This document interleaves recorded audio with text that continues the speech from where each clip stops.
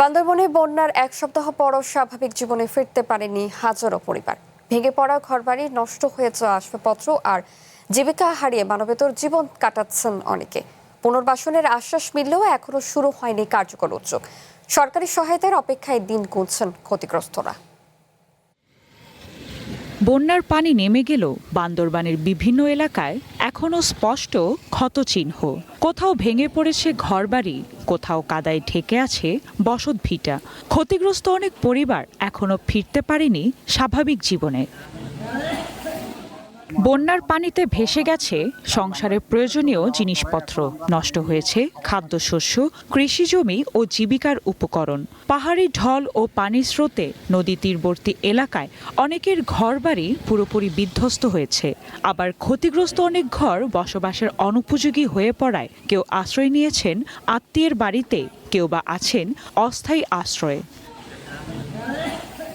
জেলার মধ্যমপাড়া, বরিশালপাড়া, ইসলামপুর, শেরেবাংলা নগর, আর্মিপাড়া ও কুহালং সহ বিভিন্ন এলাকার ক্ষতিগ্রস্তদের বড় একটি অংশ দিনমজুর, কৃষক ও নিম্ন আয়ের মানুষ। বন্যায় শেষ সম্বল হারিয়ে নতুন করে ঘর তৈরি কিংবা আয়ের সামর্থ্য নেই তাদের। নির্মাণে নাম্বার 1 শাহ সিমেন্ট। ঘরে তাহিত পারি না, এখন বন্যা সবকিছু লগে যাবে। এখন স্কুলতে এখন আগে এখন হনিমিকে তাহির নহর গা দুয়ার লগের সমস্যা। প্রত্যেকটা করে এবং বেড়ে ভাঙছে তারা থাকতে বিরাট অসুবিধা হচ্ছে।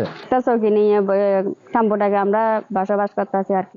বন্যার ক্ষত কাটিয়ে উঠতে সরকারি সহায়তার দিকে তাকিয়েছে ক্ষতিগ্রস্ত পরিবারগুলো।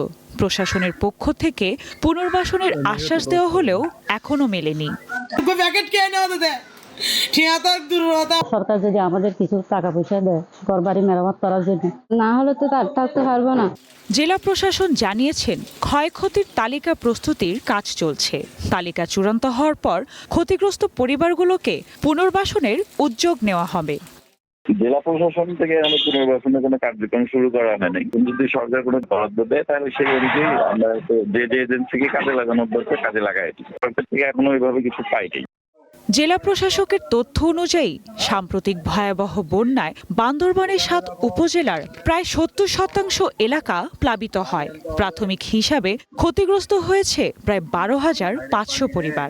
এখন এসব পরিবারের ঘরবাড়ি পুনর্নির্মাণ ও জীবিকা ফিরিয়ে দিতে দ্রুত কার্যকর উদ্যোগের অপেক্ষায় ক্ষতিগ্রস্তরা। One national desk.